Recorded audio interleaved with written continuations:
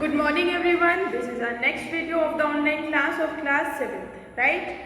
Last time पे मैंने आपको कुछ थर्मोमीटर्स के बारे में बताया था और एक तरीके से मैंने और आपको हीट और टेम्परेचर के बारे में बताया था। ये बात समझ आ रही है? आज हम आगे का टॉपिक स्टार्ट कर रहे हैं, ठीक है? यहाँ पे देखो पेज नंबर भी गिवन है, पेज नंबर 53 to 55 और उससे आगे का भी आपका टॉपिक थोड़ा कवर हो जाएगा 62 to 64 पेज नंबर के करीब, राइट? आपको सिर्फ क्या करना है, मेरी बातें आराम से ध्यान लगा के बिल्कुल सुननी है और जो ये पेज नंबर गिवन है उस पर क्या करना है, आपको जो बुक में पेज नंबर गिवन है उसको रीड आउट करना है। ये बात समझ आ गई? ठीक है। अब देखो हमारा ये जो है आज का टॉपिक बेसिकली रहेगा हीट और टेम्परेचर क्या होता है, ठीक है? हीट और टेम्परेचर में मैंने आपको कल भी बताया था कि क्या प्रॉब्लम थी और क्या एक तरीके से वो है, मतलब थोड़ा सा डिफरेंस क्या है, प्रॉब्लम नहीं डिफरेंस क्या है। हीट क्या होती है? Heat is a form of energy. Heat क्या है? Form of energy. देखो हमारे पास क्या होती है, अलग अलग तरह की और अलग अलग टाइप्स की बोल सकते हो आप, हीट एनर्जीज होती है, ठीक है ना? एनर्जीज तो हमारे पास बहुत सारे टाइप की होती है, ट्रांसलेशनल एनर्जी, रोटेशनल एनर्जी, ऐसे ग्रेविटेशनल एनर्जी, ऐसे बहुत सारी एनर्जीज होती है, ठीक है? एनर्जी आए, हीट आए, वर्क आए, पावर आए, बात तो एक ही है, ठीक है? और ये क्या है? अ फॉर्म ऑफ एनर्जी ही है। ये बात समझ आ गई? ये क्या है? A form of energy. आप देखो टेम्परेचर, टेम्परेचर क्या होता है? डिग्री ऑफ हॉटनेस और कोल्डनेस। टेम्परेचर वो है जिससे हम हीट कितनी है किसी चीज की मेजर कर सकते हैं और उसकी एसआई यूनिट क्या होती है? डिग्री सेल्सियस और डिग्री केल्विन। ये बात समझ आ गई? देखो form of energy, degree of hotness और डिग्री ऑफ कोल्डनेस क्या हो गया आपका? टेम्परेचर हो गया। ये बात आपको समझ आई? नेक्स्ट पॉइंट देखो, heat it raise the temperature of the body. ये क्या करता है? हमारी बॉडी के टेम्परेचर को रेज करता है। और रेज का मतलब क्या होता है? रेज का मतलब होता है इंक्रीज करना, बढ़ाना, ठीक है? और इसकी एसआई यूनिट क्या होती है? इसकी एसआई यूनिट होती है जूल। जैसे मैंने आपको लास्ट टाइम पे भी बताया था, जो हमारी क्या होती है ना, कपड़े को हम मेजर किस चीज में करते हैं, यूनिट हमारी कौन सी होती है? तो यूनिट हमारी क्या होती है? मीटर होती है, ऐसी सेंटीमीटर्स होती है। लिक्विड को हम किस चीज में मेजर करते हैं? हम लिक्विड्स को करते हैं वॉल्यूम, है ना? वॉल्यूम को किस में करते हैं? लीटर में। लिक्विड को किस में करते हैं? लीटर में। या फिर इसकी स्मॉल यूनिट क्या होती है? मिलीलीटर होती है, ठीक है? ऐसे क्या है? डिसाइड टेम्परेचर में अगर मैं बात करूँ, decide the direction of flow. Temperature क्या करता है कि हीट एनर्जी का फ्लो किधर की साइड है, किधर की साइड को फ्लो कर रहा है। कहने का मतलब है जो डायरेक्शन को डिसाइड करता है हीट के फ्लो को, उसको हम क्या बोलते हैं? टेम्परेचर। समझ आ गई? और इसमें क्या है, क्योंकि देखो degree of hotness, degree of coldness था, तो डिग्री के लिए हम हल्का सा डॉट सर्कल सा बना देते हैं किसी भी चीज के ऊपर। यहाँ आप देख सकते हो डिग्री सी, डिग्री एफ, है ना? केल्विन। तो मैंने आपको कल कन्वर्ट करना सिखाया था कि अगर कोई चीज हमारी डिग्री सेल्सियस में गिवन है तो डिग्री फॉरेनहाइट में कन्वर्ट करना है तो कौन सा फॉर्मूला लगेगा, डिग्री फॉरेनहाइट में है तो डिग्री सेल्सियस में करना है तो कौन सा फॉर्मूला लगेगा, और केल्विन वगैरह क्या है ना? ये वाली बात थी। तो अब इसमें और चीज क्या है कि देखो आज जो हमें पढ़ना है, एक हमें पढ़ना है थर्मल इक्विलिब्रियम क्या होता है। इक्विलिब्रियम का मैंने कल आपको साइन बताया था, यहाँ देखो दोबारा से ऐसे करके ये साइन था, एक सीधा एरो एक उल्टा एरो, लेकिन एरो भी पूरा कंप्लीट नहीं है क्योंकि एक साइड से उसका कुछ ना कुछ ये चीज खत्म, ठीक है? ये इक्विलिब्रियम का साइन होता है। इक्विलिब्रियम का मतलब इक्वल, दोनों साइड। अगर यहाँ 50 डिग्री है ना तो यहाँ भी 50 डिग्री होगा, तो ये क्या है? रिवर्सिबल का साइन होता है। रिवर्सिबल मतलब तो एक तरीके से जो चीज बार बार चेंज हो सकती हो। ये बात समझ आ गई? अब बात आती है आपकी थर्मल इक्विलिब्रियम क्या होता है? थर्मल इक्विलिब्रियम, ठीक है? मैंने आपको बताया था जो थर्मल इक्विलिब्रियम होता है, थर्मो जो वर्ड होता है वो हम किस चीज के लिए बोलते हैं? हम बोलते हैं टेम्परेचर से रिलेटेड। टेम्परेचर क्या है? डिग्री ऑफ हॉटनेस और कोल्डनेस। अगर किसी को नहीं पता चलता तो वो डिग्री तो नहीं बोलता, वो तो हॉटनेस और कोल्डनेस बोल देता है खाली, है ना? ये वाली बात बोलता है। तो आपको क्या करना है? थर्मल इक्विलिब्रियम है तो यानी कि टेम्परेचर इक्विलिब्रियम रिवर्सिबल नेचर पे कब आ जाएगा?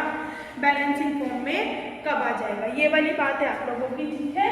अब देखो यहाँ पे व्हेन द फ्लो स्टॉप्स, देखो यार, जब फ्लो ऑफ हीट स्टॉप हो जाए, ये कौन से वाला एग्जाम्पल है, मैंने आपको कल बताया था कि जो हमारा हॉट कप ऑफ टी है, मैंने आपको बताया था आपके घर में अगर कोई गर्म चीज़ होती है, अगर उसको हम ठंडे में रख देते हैं तो कुछ टाइम के बाद वो ठंडी की हो जाती है। सपोज चाय है, सपोज दूध है, कुछ भी है, वो ठंडे की हो जा रही है क्योंकि थर्मल इक्विलिब्रियम वाला स्टेट इस्टेब्लिश हो चुका है वहाँ पे, ठीक है। इन्वायरमेंट का जो टेम्परेचर होगा उसके अकॉर्डिंग ये इक्विलिब्रियम स्टेट में आना चाहेगा, क्योंकि ये हमारा नेचर होता है।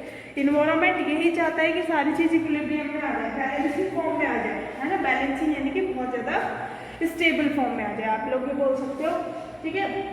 When the flow of heat stops, जब हमारी हीट का जो फ्लो है वो स्टॉप हो जाए, and the temperature difference become equal in both the sides, वही वाली बात है जो टेम्परेचर का डिफरेंस है।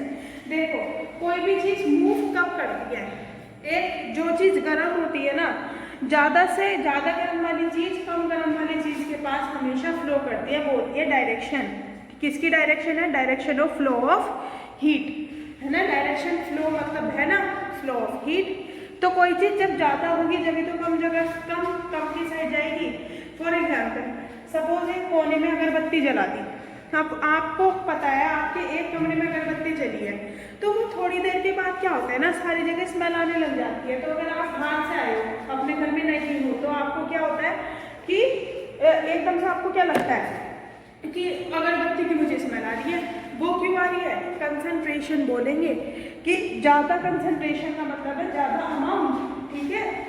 कि एक कोने में जहाँ हमने अगरबत्ती जलाई है वहाँ पे तो उसका कंसंट्रेशन ज़्यादा है और वो मूव कर रहा है अपने लोअर कंसंट्रेशन की ओर।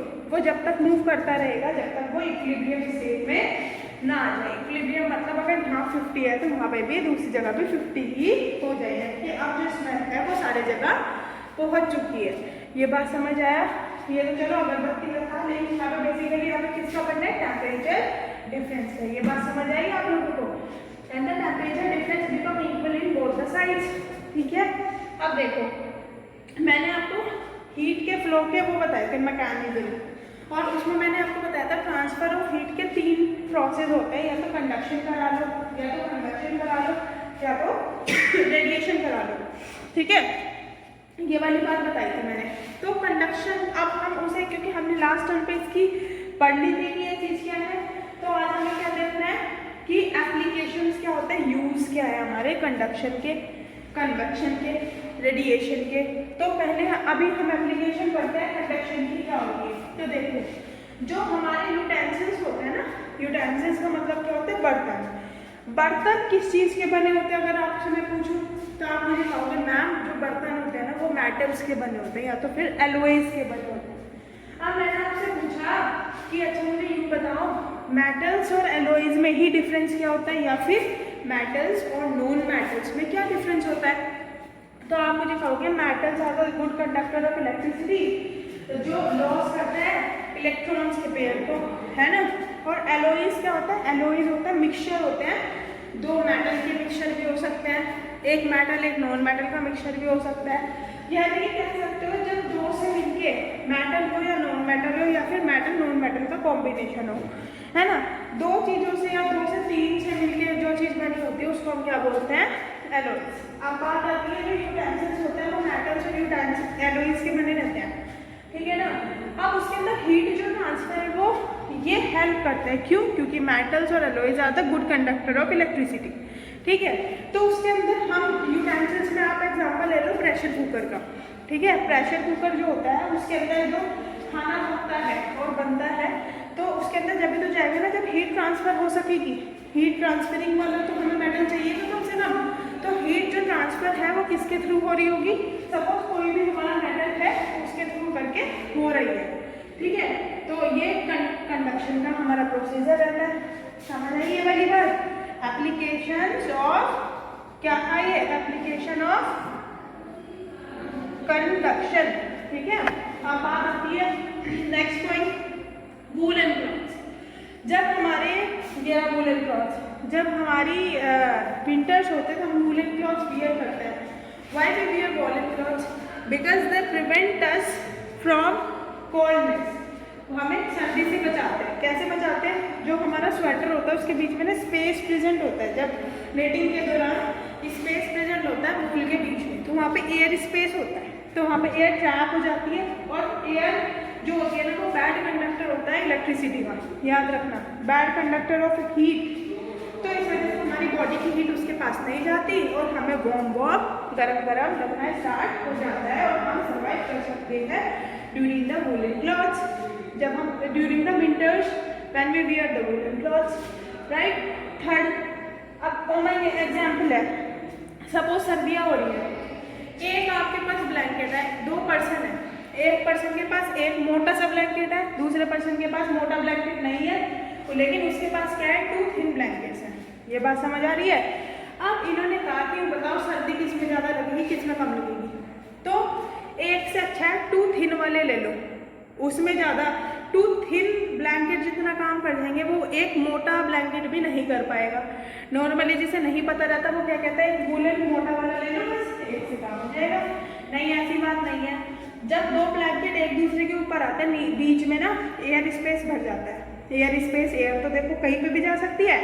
एयर मैंने अभी आपको बताया था वूलन क्लॉथ्स में, लेकिन आपने बताया था कि जो एयर होती है वो बैड कंडक्टर होता है हीट एंड इलेक्ट्रिसिटी का, राइट। तो वहाँ पे जो एयर होती है वो एक्ट करती है एज ए इंसुलेटर की तरह से। इंसुलेटर यानी कि वो चीज़ जो कि हीट को अपने अंदर या इलेक्ट्रिसिटी को अपने अंदर से ट्रांसफर नहीं होने दे रही। जब वो उसके अंदर से ट्रांसफर नहीं होने दे रही तो क्या रहता है, हमें गर्माहट महसूस होती है। क्यों? क्योंकि जो वो है तो उसके कांटेक्ट में नहीं आ पा रही हमारी जो बॉडी की हीट है और हमें वार्म लग रहा है। ये बात समझ आ गई आपको एप्लीकेशंस ऑफ कंडक्शन। अब बात करते हैं थर्मोमीटर्स की। देखो थर्मोमीटर जो होते हैं कई सारे टाइप के थर्मोमीटर, तो मैंने आपको बताया था टेम्परेचर मेजर करने के लिए हमारी बॉडी का, जरूरी नहीं है हमारी बॉडी का हो, अलग अलग चीज़ों का भी होता है। Thermo for the temperature, meter for the एक तरीके से मेजरिंग डिवाइस बोल सकते हो आप लोग, ठीक है। क्लिनिकल थर्मोमीटर क्या है, वो थर्मोमीटर जो क्लिनिक्स पे रहता है, जैसे डॉक्टर्स वगैरह के और नॉर्मली होम्स वगैरह में रहता है, जिसके थ्रू हम मेजर कर सकते हैं हमारी बॉडी का जो भी एक तरीके से क्या है, हमारी बॉडी का जो क्या बोलोगे, जो हमारी बॉडी का टेम्परेचर है, ठीक है। ये वाली बात समझ आई आप लोगों को, है ना। तो अब देखो, अब बात आती है minimum and maximum thermometer. Minimum and maximum thermometer क्या रहता है? मिनिमम मैक्सिमम थर्मोमीटर होता है, जैसे आपने रेडियो, टीवीज और न्यूज़पेपर्स वगैरह में देखा होगा कि आज इस एरिया का मिनिमम टेम्परेचर ये था, मैक्सिमम टेम्परेचर ये था, राजस्थान का मैक्सिमम टेम्परेचर ये था। खासकर इंडिया टीवी वाले, न्यूज़ वाले ये चीज़ें आपको बताते रहते हैं, है ना, कि अब यहाँ की कंडीशन ये रह रही है, आप अपने एरिया में हो, लेकिन टीवीज़ के थ्रू आपको पता रहता है कि कहाँ पे क्या चीज़ हो रही है। आपको ये भी पता रहता है यहाँ पे ज़्यादा बारिश हो रही है या यहाँ पे ज़्यादा बारिश नहीं हो रही है। तो इन टेम्परेचर्स के थ्रू ही वो मेज़र करते हैं एरियाज़ का और सिटीज़ का टेम्परेचर मेज़र करने के लिए और बताने के लिए कि कितना टेम्परेचर है, मैक्सिमम या मिनिमम। ये वाली बात समझ आइए आप लोगों को। अगर किसी को कोई भी प्रॉब्लम हो तो फोन पे पूछ सकता है, क्योंकि नंबर गिवन है, मैं बोर्ड पे भेजती हूँ आपको हमेशा, ठीक है। नेक्स्ट आपका जो थर्मोमीटर है वो है डिजिटल थर्मोमीटर। देखो डिजिटल क्या है, डिजिटल थर्मोमीटर एक तरीके से वो थर्मोमीटर होता है जो हमें एक्यूरेट रीडिंग प्रोवाइड करता है, बट और टेम्परेचर्स की और थर्मोमीटर्स की जो रीडिंग होती है उसको हम एक्यूरेट रीडिंग नहीं बोल सकते। ये हमारे थर्मोमीटर्स की जो रीडिंग रहती है वो हमारी एक्यूरेट रहती है, इजी टू यूज होते हैं। इसके मैं आपको क्या बता रही हूँ, एडवांटेज बता रही हूँ। ये इजी टू यूज है, यूज करना इजी है, ठीक है। क्यों यूज करना इजी है? क्योंकि ये कांच का बना हुआ नहीं होता, तो कांच का क्या होगा कि अगर हाथ से छूटा तो एकदम मिल जाएगा। इसका सबसे बड़ा एडवांटेज ये है कि ये प्लास्टिक के बॉडी का बना रहता है, प्लास्टिक के बॉडी का बना रहेगा तो इसको इजी करना भी आसानी से रहेगा। क्योंकि अगर कांच का होगा तो हमें बॉक्स में फिर पता नहीं किस किस चीज़ों में हमें उसे वियर करना पड़ेगा, और कहीं ना कहीं गिर गया तो बिल्कुल फिर उसका तो डैमेज ही हो जाएगा, है ना। दूसरी बात, जो हमारा कांच का थर्मोमीटर होता है उसके अंदर क्या चीज़ भरी रहती है, मरकरी। लेकिन इस वाले जो डिजिटल थर्मोमीटर है ना उसके अंदर हमारी मरकरी नहीं भरी रहती, और मरकरी आपको पता है पॉइजनस सा लिक्विड होता है जिसके जो कि इवन डेथ कर सकता है किसी भी पर्सन की, है ना। एक्यूरेट रीडिंग तो देता ही देता है, और ज़्यादातर ये इलेक्ट्रीशियन जो होते हैं ना, इलेक्ट्रिसिटी की हीट को मेजर करने के लिए डिजिटल टेम्परेचर्स वगैरह उसको यूज़ करते हैं। अगर कोई चीज़ हमारा खराब हो जाती है ना और इसके अंदर हमें मेजर करना हो तो वो यही वाला टेम्परेचर थर्मोमीटर के थ्रू हम कर सकते हैं। थर्मोमीटर का नाम क्या है? Digital thermometer. ये बात समझ आई आप लोगों को? Next point, laboratory thermometer. Laboratory thermometer क्या होता है? देखो नाम से ही पता चल रहा है, लैब्स जो होती है ना, जैसे फिजिक्स लैब होती है, बायो लैब होती है, केमिस्ट्री लैब होती है ना, फिजिकल में तो वैसे स्पोर्ट्स रूम होता है ना, ऐसे लैब्स होती है। तो ऐसे ही जो हमारी इंडस्ट्रीज वगैरह होती है और रिसर्च सेंटर्स वगैरह होते हैं, वहाँ पे लेबोरेटरीज प्रेजेंट होती है, डॉक्टर्स के क्लिनिक्स वगैरह, है ना। तो यहाँ पे क्या है, जो ये लेबोरेटरी थर्मोमीटर है, लैब्स का ही पूरा नाम क्या होता है? Laboratory thermometer. Measure temperature of boiling water and cold water. Laboratory thermometer basically जब हम रिएक्शंस कराते हैं ना अपनी लैब्स वगैरह में, तो उसके टेम्परेचर थर्मोमीटर के थ्रू हम टेम्परेचर मेजर कर सकते हैं। और ये इसका काम क्या है? ये ज़्यादातर बताता है बॉइलिंग वाटर और कोल्ड वाटर का टेम्परेचर बताने में हेल्प करता है। कौन सा वाला थर्मोमीटर? Laboratory thermometer. कि बॉइलिंग वाटर का टेम्परेचर कितना है और कोल्ड वाटर का टेम्परेचर कितना है।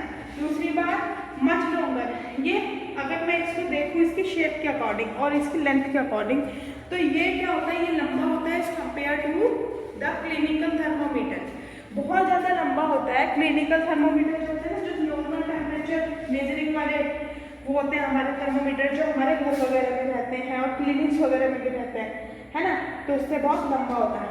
हाँ, दूसरी बात, आपका जो लास्ट का आज का टॉपिक है, फिर इसके बाद नेक्स्ट वीडियो जो मैं बताऊँगी वो ग्रीन हाउस इफेक्ट के बताऊँगी, ठीक है। ग्रीन हाउस इफेक्ट में क्या है कि मीथेन हो गया आपका। इसके अंदर ग्रीन हाउस इफेक्ट को डिटेल में तो हम नेक्स्ट वीडियो में पढ़ेंगे क्योंकि ये बहुत बड़ा टॉपिक है ना। इसकी बस आप ये देखो, इसके अंदर 4 गैसेज इन्वॉल्व रहती है।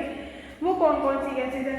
एक 4 गैसेज है मीथेन, नाम याद रखना आपको, मीथेन। CH4 को क्या बोलते हैं? CH4। एक कार्बन और 4 hydrogen, C4 carbon, H4 hydrogen, ठीक है। मीथेन को क्या बोलते हैं? CH4। कार्बन डाइऑक्साइड तो आपको पता ही है, CO2, है ना। और H2S हमारी क्या होती है?